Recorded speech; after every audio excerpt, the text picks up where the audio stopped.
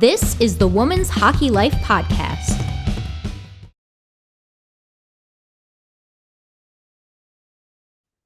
Welcome to another episode of the Women's Hockey Life Podcast. I'm Chloe Murphy, and today I'm honored to be speaking with the incredible Blayre Turnbull. Blayre made her debut with the Canadian national team in 2014 and has won a gold and silver at the Olympics, along with a plethora of medals at the World Championships. She spent her high school years attending Shattuck St. Mary's before attending the University of Wisconsin, where she had a stellar four-year career. She helped the Calgary Inferno capture their first ever Clarkson Cup championship in 2016 and is currently playing in the PWHPA. Blayre, welcome to the show. Thanks for being here with us today. Yeah, thank you for having me. I'm really excited to have this conversation with you and hopefully get you kickstarted into a podcasting career. Thanks. So you've been playing for a long time. How did you get started? Where did it come from? Yeah. So I started playing hockey when I was about 4 or 5. I grew up in a small town called Stellarton, which is in Nova Scotia. So pretty much in the winter, everyone plays hockey. In the summer, everyone plays soccer and baseball. So that's what I did. All my older cousins played hockey, so I kind of followed in their footsteps. And we grew up in a community that had a pond at the end of the street. So anytime it froze over, my parents took me down there with my skates, and I learned how to skate down there when I was around 2 or 3, and then started playing organized hockey when I was 5. That's cool. Did you always know you wanted to play for Canada when you started, or? When I first started, I think my dream was to play in the NHL because that's all I saw on TV. So it wasn't until I watched the Salt Lake City Olympics in 2002 that I was really inspired to play for Team Canada. So I was only 9 years old at that time. I didn't really understand the process or what it took to play at that level, but it was definitely a dream for me after I saw those ladies playing on TV. And I was inspired after that, and it was a goal of mine, and I'm lucky to say that I've been able to achieve it. Great. Are there any moments now that you've played for Canada for a while that stick out to you in particular? For sure. Obviously, the first time you ever have the chance to put the jersey on is really special because it's something that you dream about. And for a player like me, it's something that I was never sure that it would actually be a dream that came true. So when I was in the dressing room for the first time and saw the jersey hanging in my stall, it was a huge honor, and that's definitely a moment that I will never forget. The biggest moment was probably winning gold in Beijing. I think our program had been through so much in the time leading up to the Olympic Games that to be rewarded with a gold medal after all the work that we put in was a huge accomplishment. And like I just mentioned, it was another moment that I will never, ever forget. So those are two things that really stick out to me as being highlights of my career so far. And were there any, hurdles that you had to overcome? There's been a few. I would say the biggest one for me in my hockey career was getting cut from the national under-18 team. So for those who don't know, the way that people generally progress through the national team program is you start by playing on your provincial team. With your provincial team, you'll go to U18 nationals and compete at that tournament, and then from there you get selected to try out for the national under-18 team. So I got selected to try out for that team. We had fitness testing in the spring, and then after fitness testing, if you did well enough at that, you got invited back to do the on-ice tryouts that took place in the summer. And if you did well enough at that camp, then you got selected to be a part of the under-18 team that competed in the summer in a 3-game series against Team USA. So when I tried out for the team, I actually ended up making that team. I played in the 3-game series, and then I went back to Shattuck St. Mary's for the start of the hockey season and school year. At Christmas time, they had a Team Canada camp again where they invited back the athletes who made that team and then about 20 more girls to try out for the World Championship team. So since I had made that team in the summer, I thought I had a really good chance of making the World Championship team because you wouldn't really expect there to be too much change between August and December, seeing that it was only a few short months apart. So I went to the tryout camp in December. We played a few games, had a few practices, and then I went home for Christmas. And during Christmas break, I found out that I actually got cut from the team. So I was obviously completely devastated, being only 16, 17 years old. I didn't quite know how to handle my emotions, and I just lost all my confidence. And I feel like any 17-year-old kid would automatically assume that their chance of making the Olympic team was over if you're not even good enough to make the under 18 team. So after I got cut from that team, I finished my school year at Shattuck. I went on to play at the University of Wisconsin. So normally once you finish the under 18 program, you graduate and go into the under 22 program, or the development program now as it's called. And when I was at Wisconsin, a bunch of my teammates were going to the development camps. They were getting tryouts for the senior team, and I wasn't getting anything. I didn't have any emails or calls from Hockey Canada come in for 4 years after I got cut from the under 18 team. So in those 4 years, my confidence was super low, in the sense that I didn't think I had a chance to play on the national team. While I was playing at school, for Wisconsin, I felt really good. I felt like my hockey game was really good. I was getting better every year. I had great coaches, great teammates. But my confidence in the sense of me thinking that I could make Team Canada was at a zero. So I finished my third year at Wisconsin, and I had a really good year that year.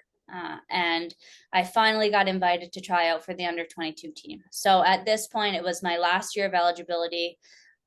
I finally got invited to try out, and then due to an illness, I had to miss the first tryout camp. So after waiting for so long to try out for that team, I was sick and I was unable to attend the fitness testing camp in the spring. So the way that you get invited back if you miss the camp is you have to be ranked really, really high in their depth chart, and they have to expect that you would have done well enough at fitness testing to get an invite back. So there was no way of them telling me that I could automatically go to the camp in the summer. They kind of had to wait till they completed the fitness testing camp in May, and they sent out all the other invites for the summer camp. And then it would be my turn to find out if I got to go to the on-ice tryouts. So I just waited. I trained really hard just to make sure that if I did get invited, I would be ready to go. So I was lucky that I did get the call. I got invited to try out for the development team that summer. And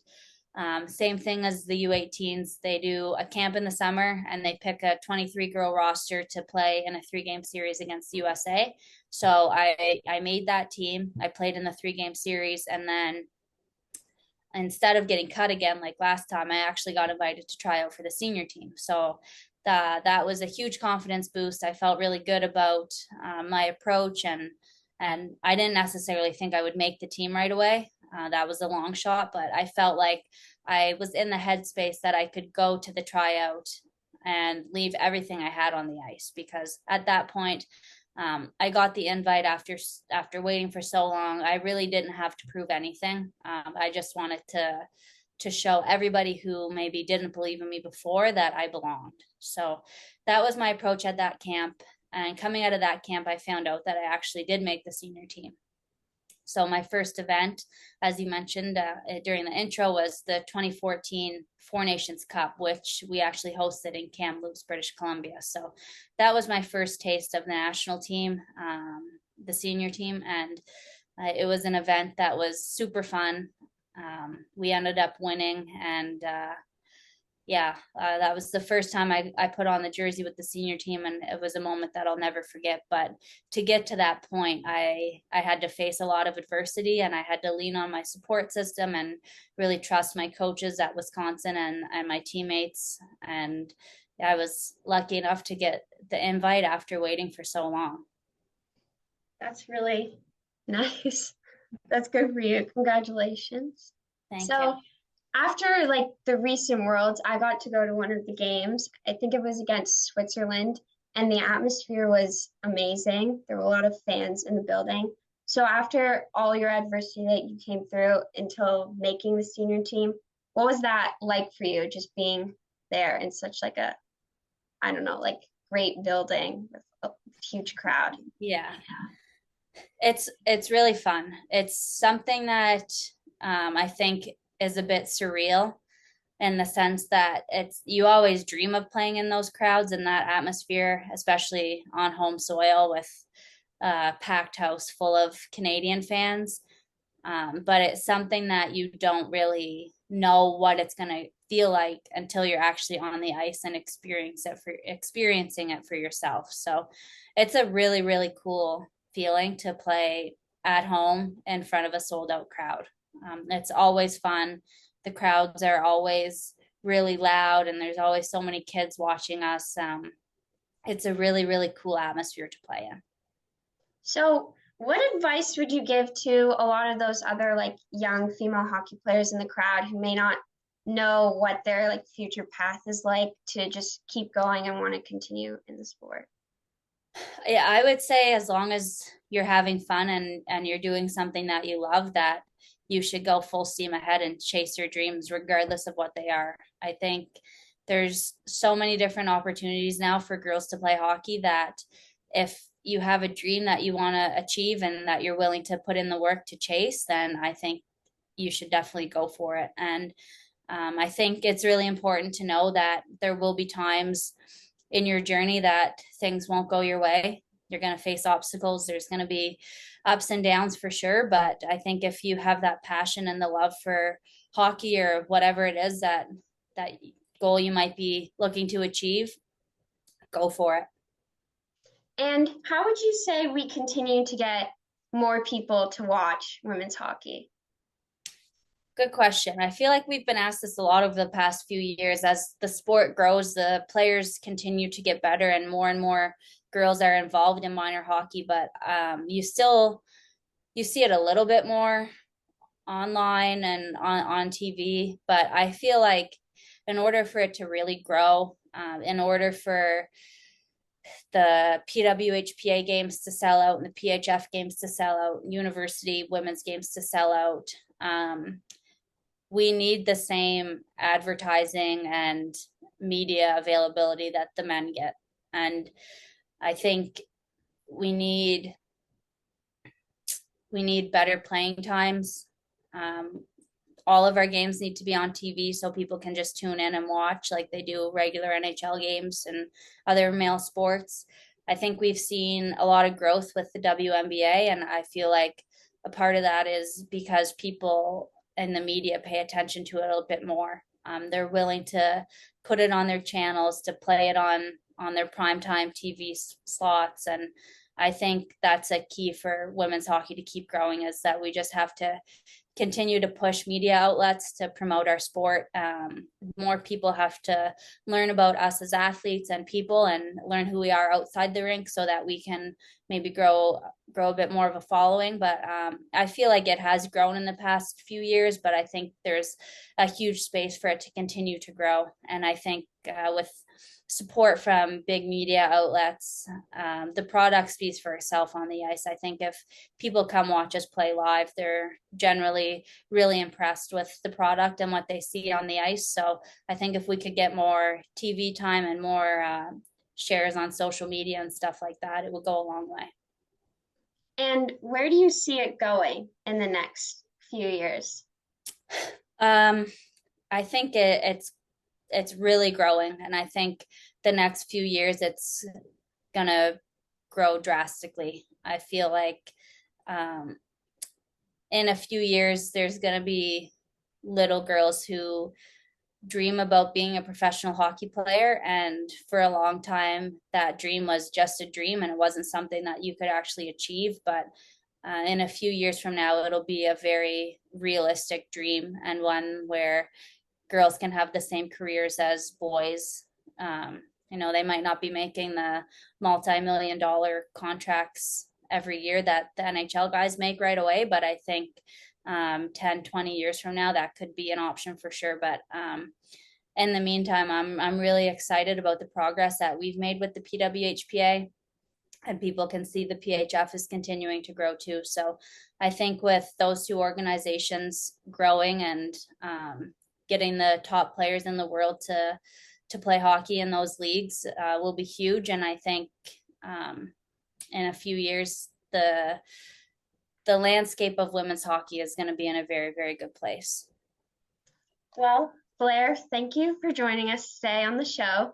You've been a pleasure to speak with, and I hope those listening got as much out of the conversation as I have. And to our listeners, thank you for tuning in. And until next time, work hard, stay humble, and be kind.